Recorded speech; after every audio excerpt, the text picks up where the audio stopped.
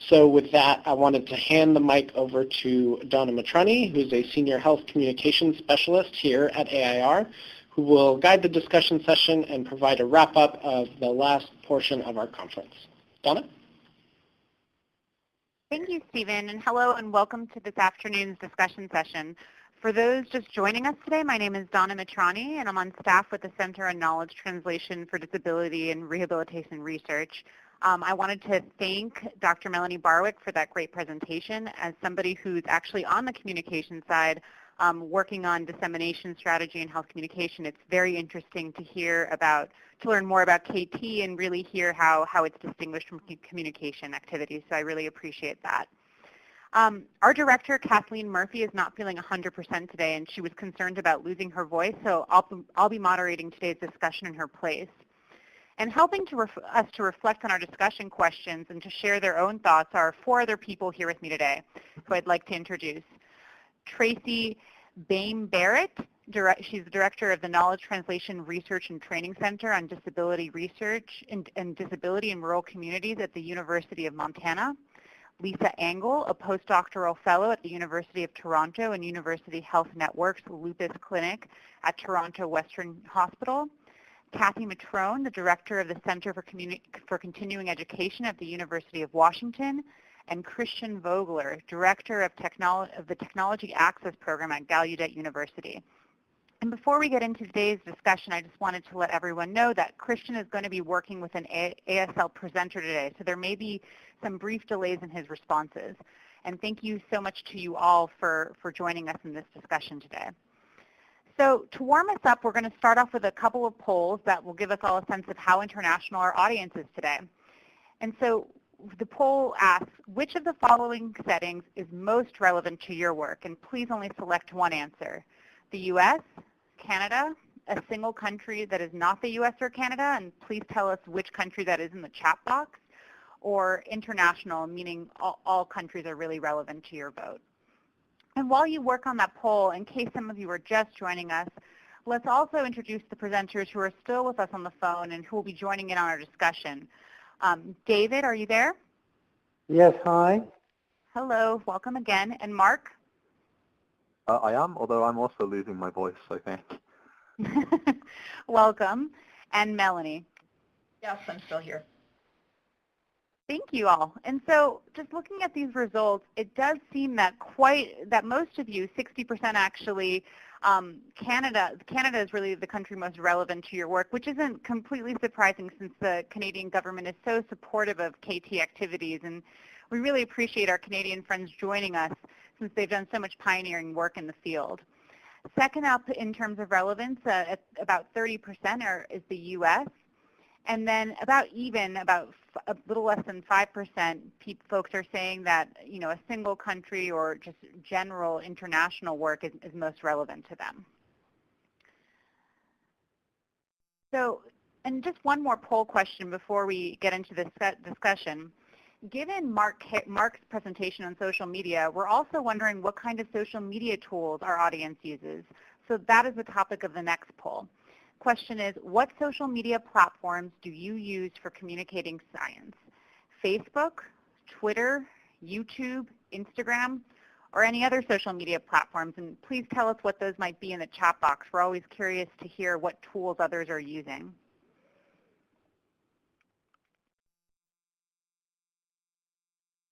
And so it seems that most popular amongst our audience here at about 70% each, give or take, are Facebook and Twitter, which is not entirely surprising as they're some of the larger social media platforms out there.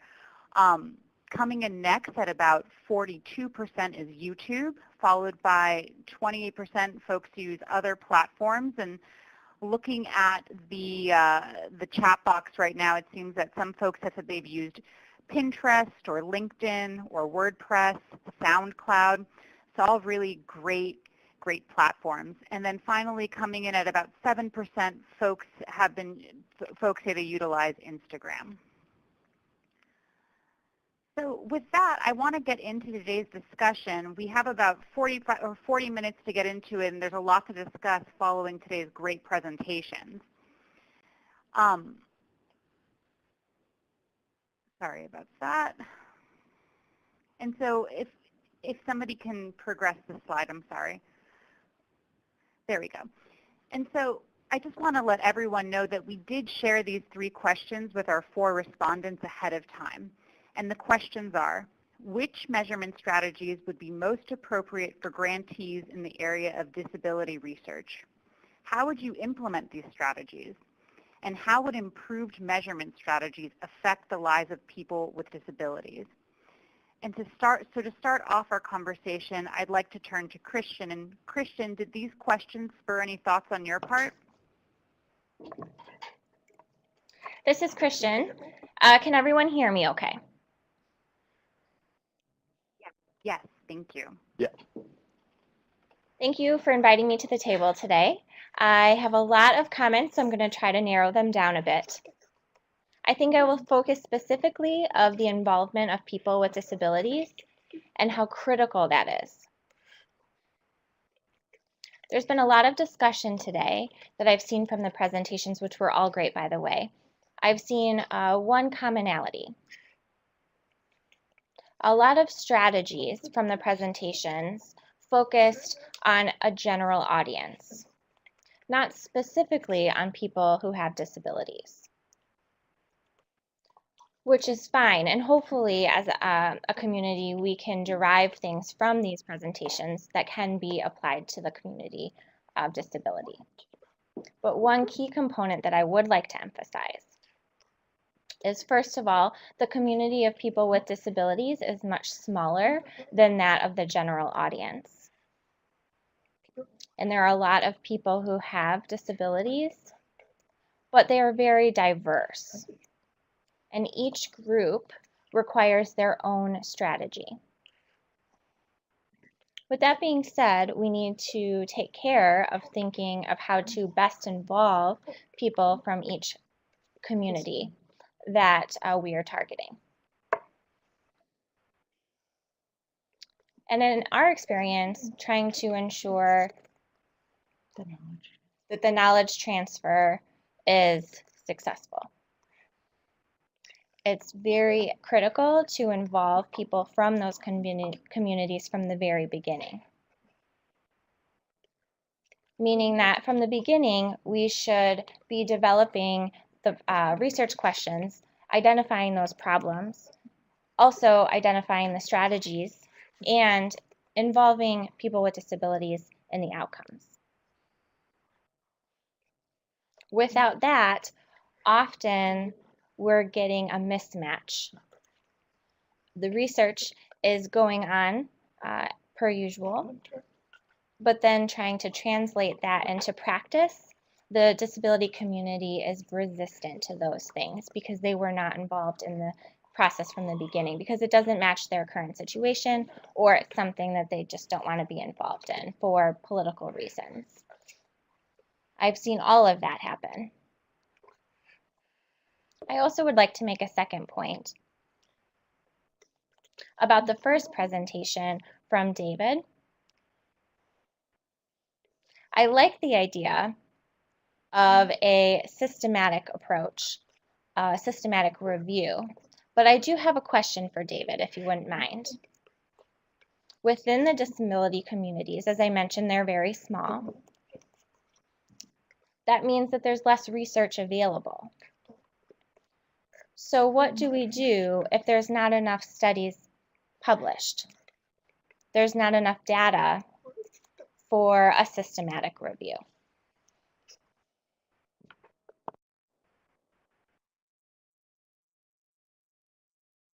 Do you want me to answer? Yes, please, David. Please go ahead. That was a great question. Thank you, Christian. Yes, well, I think it's a very important question.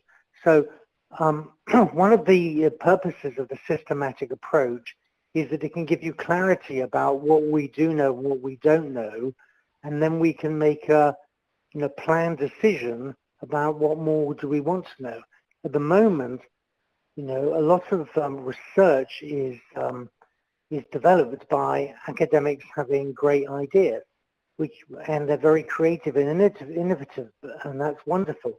But to balance that, I think we also need to stand back and clarify what are the important questions for us, what we know and what we don't know.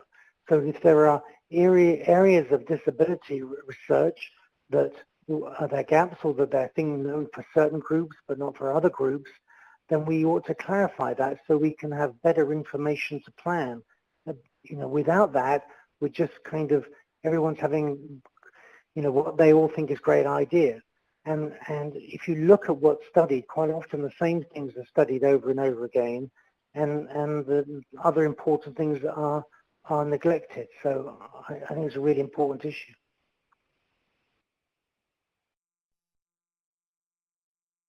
Thank you so much, David. And Christian, I agree 100% with what you were saying. I mean, really to ensure that ultimately what we're doing has a positive impact on the target community, we really should be involving community in all of our research from the outset. So from research question formation all the way through evaluation. And I appreciate you making that great point.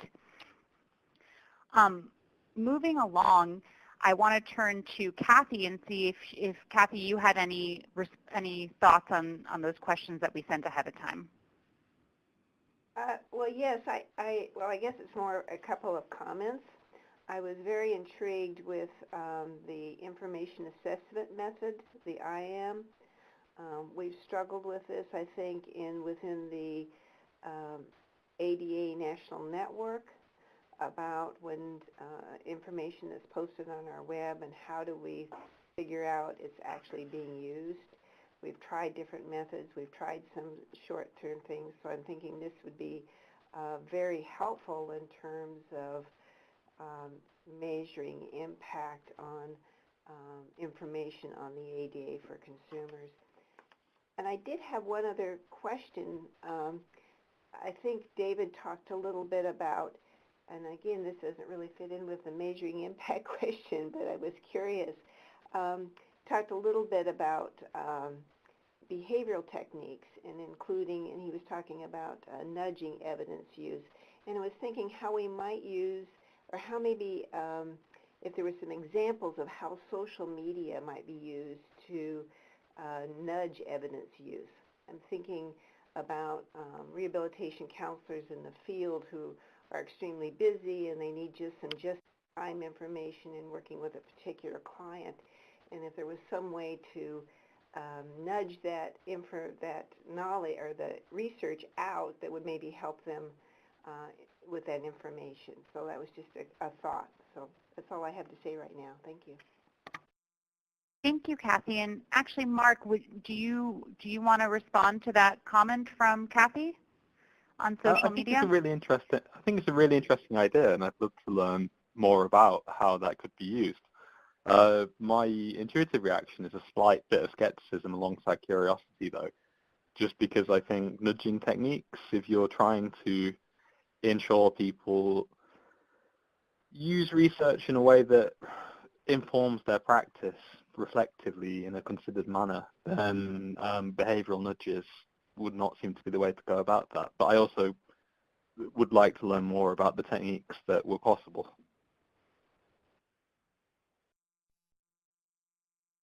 Thanks so much. And then turning to Lisa. Lisa, any thoughts on our 3 discussion questions today? Hi. Yeah, great presentations, by the way, and gave probably far too many thoughts to say. I'm a recent PhD completer, almost graduator, and starting a postdoc, and I think a lot of this made me think of how we're educating our future researchers, and that I really liked when Melanie was saying we have to look at a return on investment of our research more than just increasing our CV.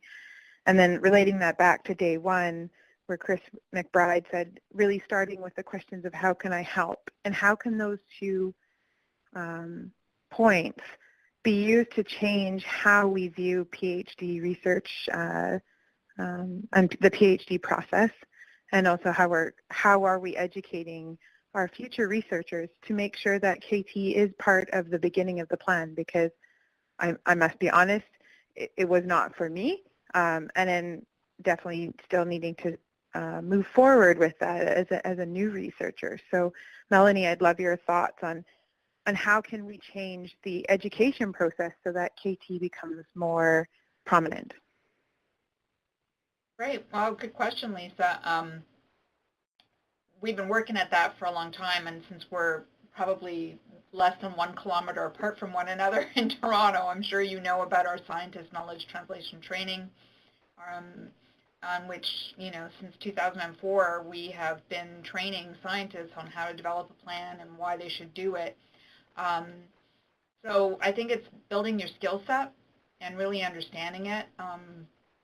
I still get a little, stuck with and people's belief that you can only do knowledge translation on the back of a systematic review. I think we have to be really clear about the KT goal. I think a systematic review, high quality, rigorous, ethical research, and a body of high quality, rigorous, ethical research is necessary for a KT goal of changing behavior or practice, or oftentimes informing policy, although that's a little sketchier. But that's not to say that you can't do KT for a single study or a project. You just have to have the appropriate knowledge translation goal attached to it. I hope that's clear. And so there's really no knowledge translation you can't do. So it's about building your skill set, and building that skill set is going to serve you in good stead. I know there was some very informal work that Kelly Merklis did with Ian Graham. And I was talking to the Michael Smith Foundation for Health Research. We were talking about how they discovered that when they helped grantees to refine and improve their KT plans, they were more successful in getting research funding. So I haven't seen it published anywhere, but that was sort of an exercise that they worked through. So that's interesting. And as you know, in a Canadian context, academic faculty are now being measured on sort of their knowledge translation impacts. The funders are driving it. So there's a lot of reasons to build those skill sets, and there are places to go to get them. Thank you for that. Donna's line died for just a second, so she'll be right back. And in the idea of making sure everybody has a chance to comment, David, did you have any thoughts? Yes, I do. I mean, there's been a lot of people talking about, research waste, and we need to be much better in how we use our research. And I agree with everyone has said already.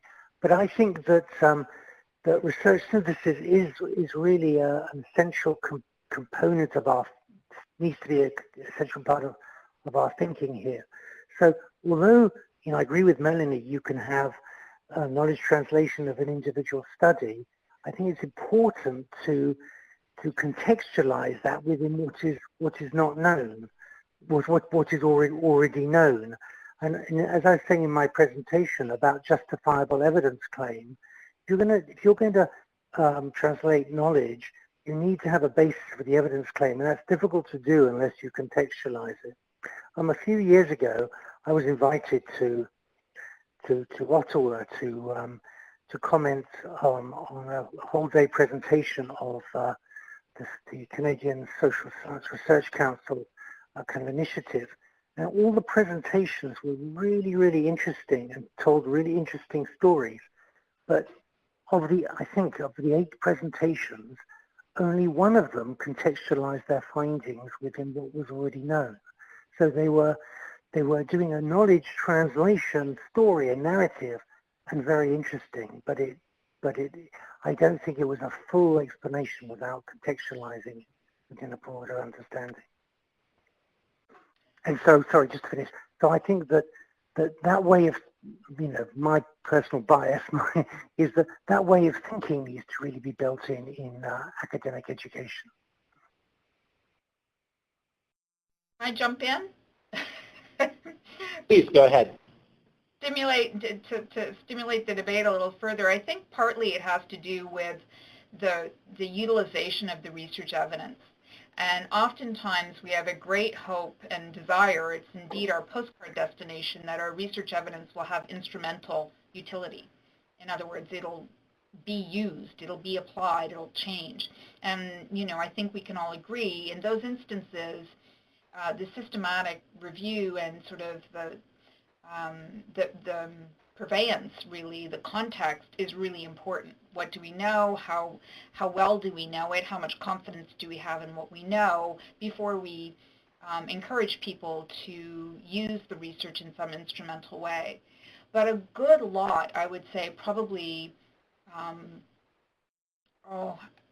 just off the top of my head, I'd say maybe even 60 or 70% of the research that we produce in health research alone is not at that instrumental use point just yet. It might be conceptual or symbolic or sort of along the evolutionary spectrum towards potentially some instrumental utility. And I think that helps to contextualize the kind of knowledge translation that is appropriate for a particular project. Sometimes what we're learning is about a condition or even about a concept. If you think about, in behavioral health, understanding what vulnerability is. It's not going to change the world or what anybody does, but it is a researched empirical finding about a particular concept, if that makes sense. Can I just, I know we're hogging the conversation here, but just to say that that the synthesis applies to conceptual research as well as empirical research. Yes, yes. Thank you so much. This was really great conversation. And then Tracy, turning back to you, just wanted to check and see whether you had any thoughts on these overarching questions. Sure, thanks. A lot of what I have been thinking and took notes on has been discussed. But my overall take on the presentations today is really how we're demonstrating the value of our research to multiple audiences. And in our work, I'm familiar with really engaging with our stakeholders, which includes people with disabilities directly. And so I really appreciated the thoughts about the need to engage stakeholders, both in Melanie's presentation and planning, but also, related to David's presentation and also Mark's, in that, a lot of times we are in the field working with service providers and talking with people with disabilities about what are the real life issues that they're having. And we take that information back, and then we can do the work that David is talking about. Well, what's the evidence? And a lot of the disability folks that we work with are also advocates. So if they're saying, we experience this problem as a person with a disability, then working together with them, we can say, okay, in our research, and the research says this, to support those claims. And so it ends up being a really great collaborative approach to focusing on an issue that impacts the lives of people with disabilities and their quality of life. And the way that I really thought about Mark's presentation in regard to social media is kind of the opportunity. I think, Mark, you mentioned really paying attention to how people are using tools, the language that they're using, what they're focusing on, where they're coming from. And I think the point being made about don't identify a tool and decide you want to use it, it's what is the ambition behind it? What is it that you need to engage about, and then what is the tool that you need to use? Otherwise, you're walking around with a hammer looking for nails in ways to use it. So those are some of the messages that I got. And I did really pick up on something that both David and Melanie said in terms of, David, you said be respectful of, previous work done by researchers, and, the value of a systematic review is doing just that.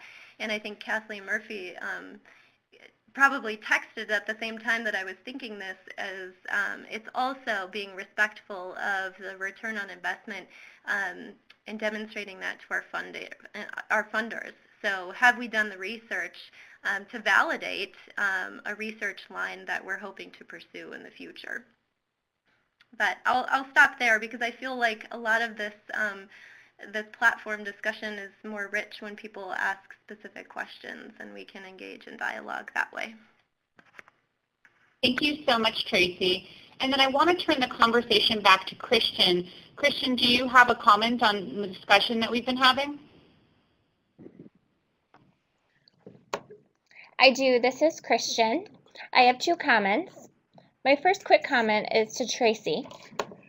I'm happy to hear your explanation, and we are doing the same thing here at Gallaudet. We are partnering with advocate organizations who work with people with disabilities for the purpose of making change based on evidence. But there's another thing I wanted to mention. We can do all of these great activities to share the knowledge. We can have a great knowledge translation plan for practice, and we can feel like everything's beautifully written up and ready to be implemented. But sometimes key individuals, for example, policymakers, government officials, or company partners, they're not ready to listen. So I think sometimes we need to recognize if the opportunity presents itself, we need to take advantage of it right away. And I think that it's important to have some skills to be able to recognize those opportunities for change to practice or a change to a system to occur. When that opportunity arises, to really jump on the bandwagon and move forward with that. I have 2 examples from NIDILRR funded research where exactly that happened. We had 2 major changes for accessibility with people with disabilities, and we've been working on that for a long time. But still, it was very important to identify when those opportunities arose for making the changes going forward.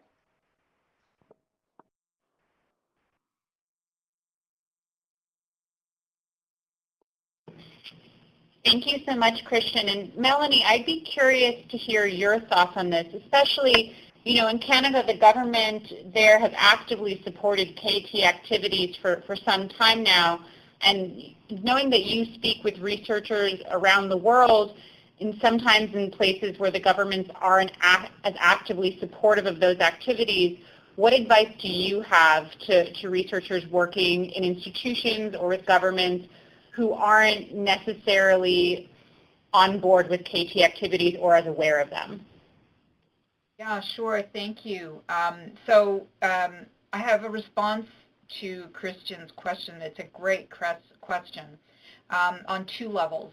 The first is knowledge translation even on the menu for a research funder? And there are examples worldwide of different extents to which funders will support knowledge translation activities, right from it's requested, invited, and paid for. So you can incorporate your KT activities into your budget.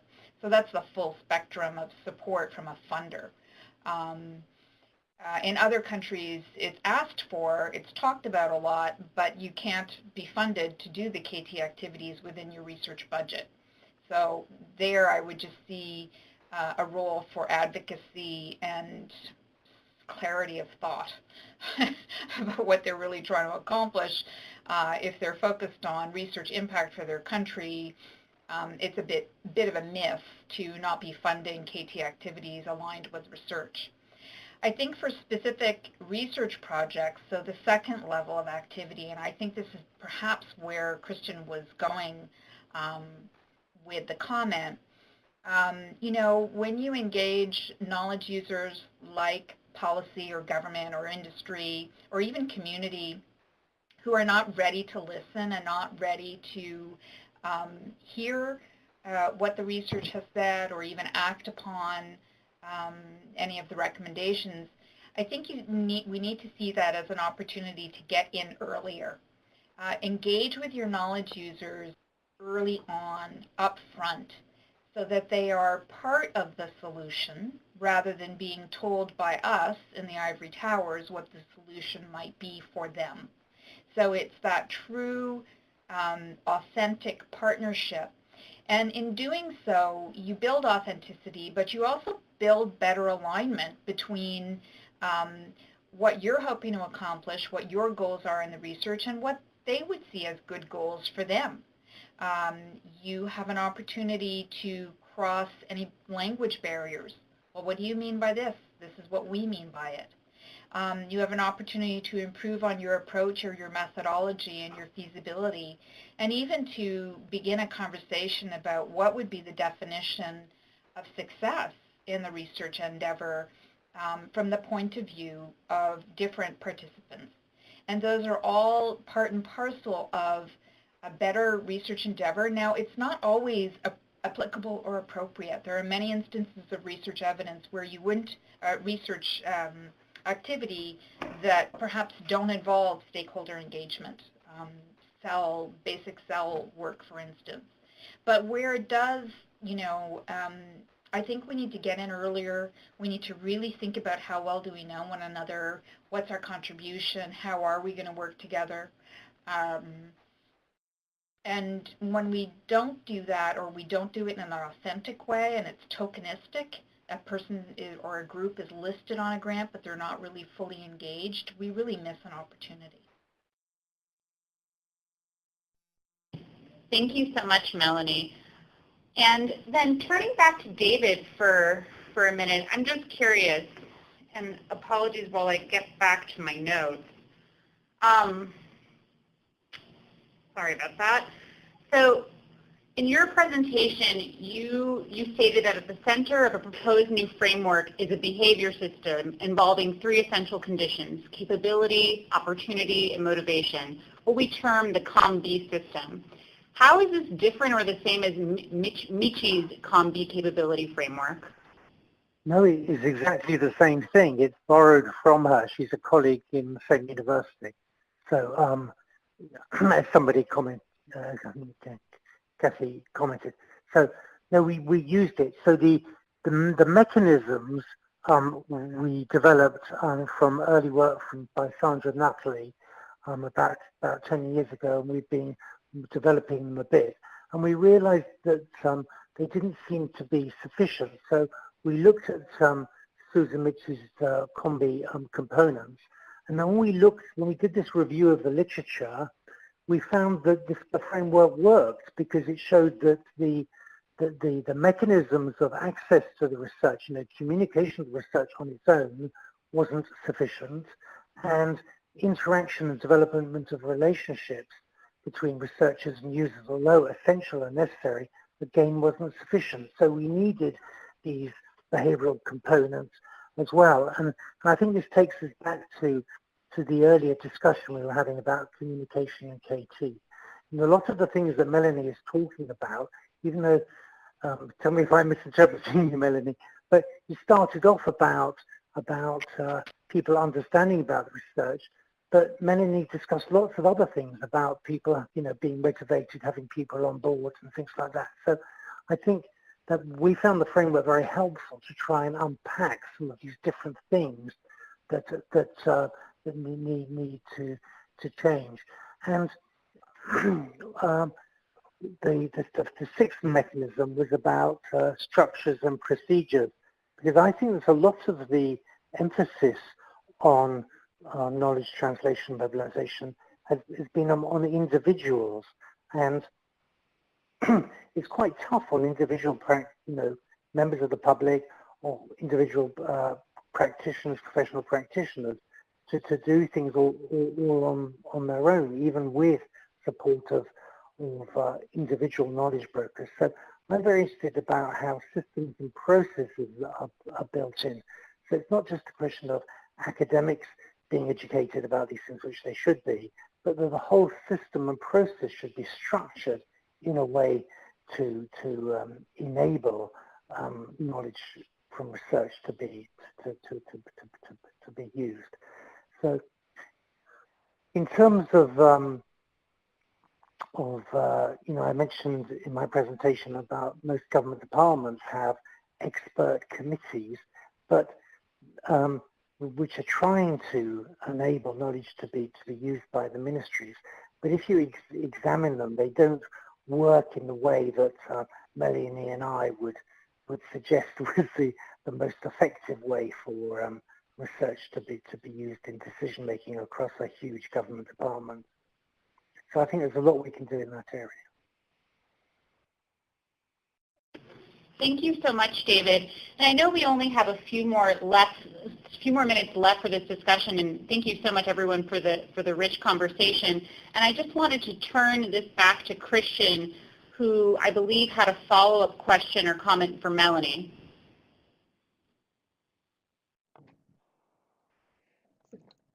Hi, this is Christian. I was just chatting in the chat box, and I'll try to summarize that. My point was that sometimes we depend on the whims of people. So if there's a key decision maker who leaves, or if a supervisor tells them to stop an activity, then sometimes we have to be in a holding pattern and be patient on the work and look again for those future opportunities. And whenever that future opportunity shows up, hopefully they'll be more friendly to the idea. I believe that Melanie wanted to respond to that. I can indeed respond to that, and it's certainly one of the things I have encountered. I don't think you do participatory research and have never encountered an unsatisfactory partner experience.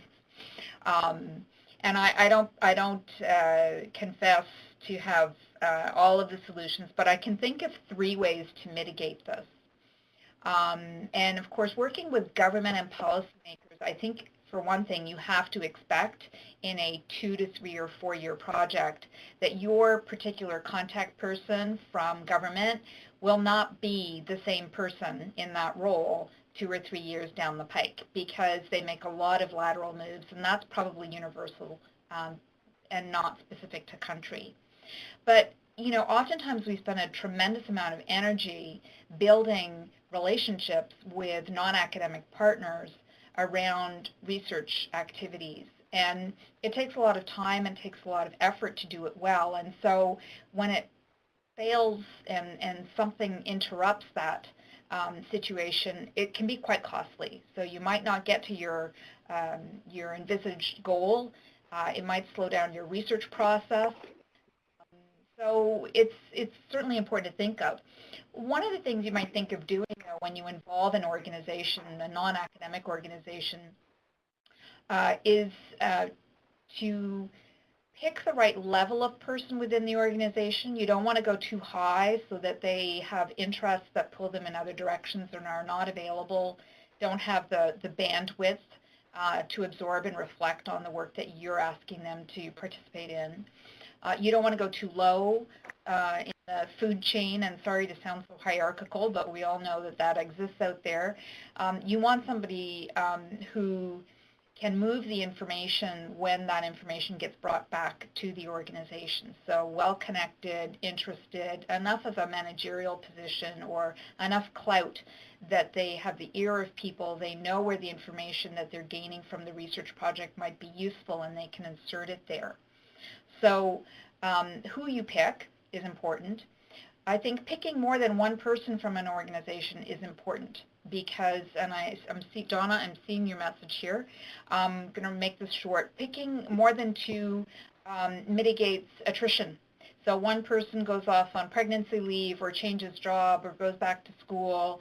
Now you're left with nobody if you only had one person. And so the whole history of the project lies on the shoulders of the person who's no longer there. We have to recognize that organizations are dynamic and maybe involve two. And when you involve two, they can spell each other off, but they're also then creating an opportunity for dialogue. Hey, you know what's interesting about this project is this, and this is how it pertains to the work we're doing. You now have somebody to bounce ideas off with. The last idea would be when you involve your partners and you bring them in to meet around project issues, is to scaffold how and when they might share that information back in the organization. Once you leave the building, whatever conversation happened goes in one ear and out the other, and maybe they'll remember it and maybe they won't. But unless they have a dedicated plan to share it in the next 5 minutes of their business meeting back at home, the opportunity for integrating that research activity to the business of the organization is unrealized. And the last fourth possibility would be to develop a project charter or memorandum of understanding that people can refer back to when they're trying to remember what the heck they signed up for in the first place, and what's expected of them, and what might they derive from the partnership. So those would be some ideas. Thank you so much, Melanie, and thank you so much to everyone who participated in this great conversation.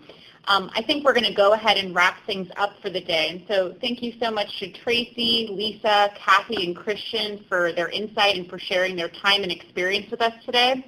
And I want to give a big thank you as well to our KT DRR moderator, Stephen, who helps us kick off the day with a recap of Wednesday's sessions. We really appreciate our presenters today who gave us so much food for thought, especially to those who were able to stay through today's discussion.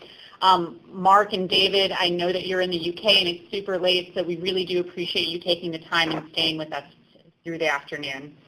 And to everyone on the line, we hope today's sessions have been useful to you as you work to measure the impact of your NIDLR grant or other work.